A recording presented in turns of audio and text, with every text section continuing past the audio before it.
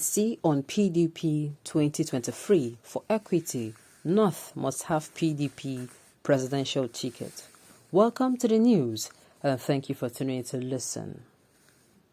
A member board of trustees BOT, People's Democratic Party PDP, Dr. Raymond Dokpesi has said for equity, fairness and justice, the party must zone its presidential ticket for the 2022 general elections to the north.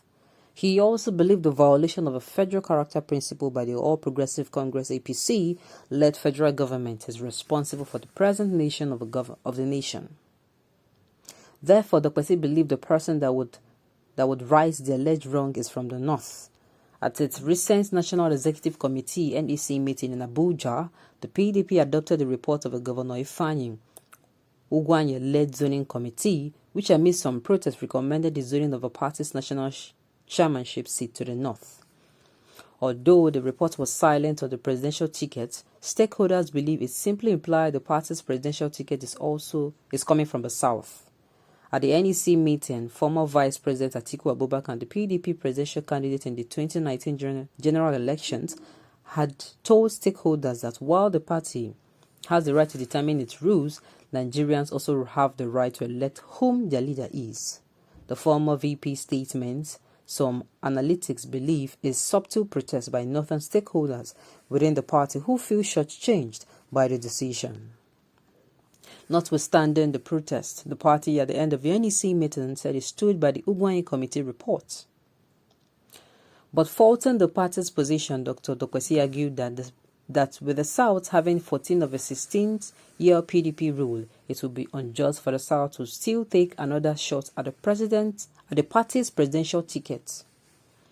Dokpesi founder Day Power and Da Communications stated this weekend at a media parley with some select journalists in Abuja as part of activities marking his 70th birthday anniversary coming up October 25th.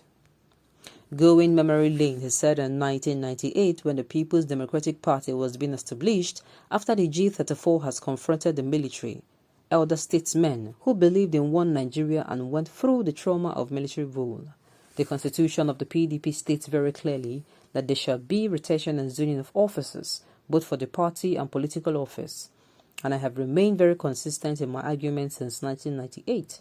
At the G34 meeting, Alhaji Lawan Kaita had moved that Alex Ekwueme should become the president, but Ekwueme said it is a group, not a political party, that when it transformed into a political party, you can canvass whether it can be president or not. When the party came into being, it was agreed by all, including the Northerners, that because of the injustice done to the Southwest, they should be allowed to produce a president because agreement has been reached on zoning and rotation.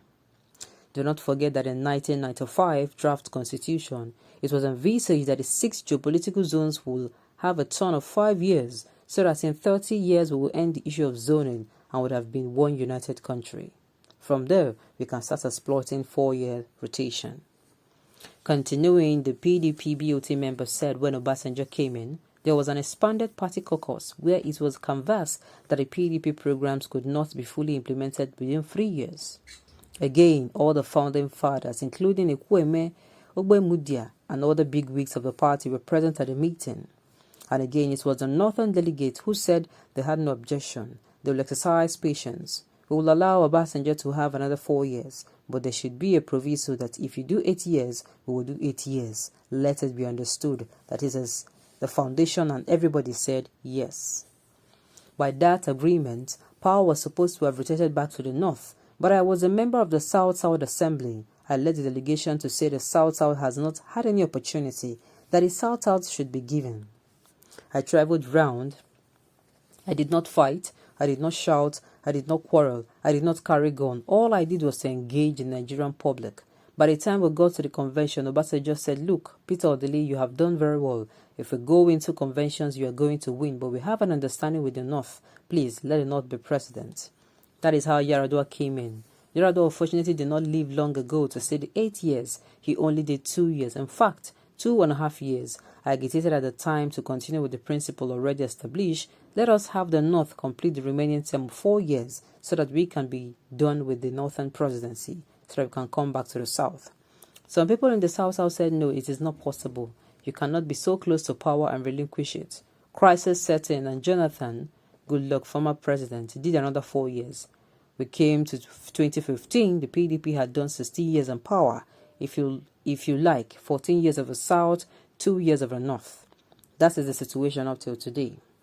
Now, you say you believe in justice, fairness, and equity.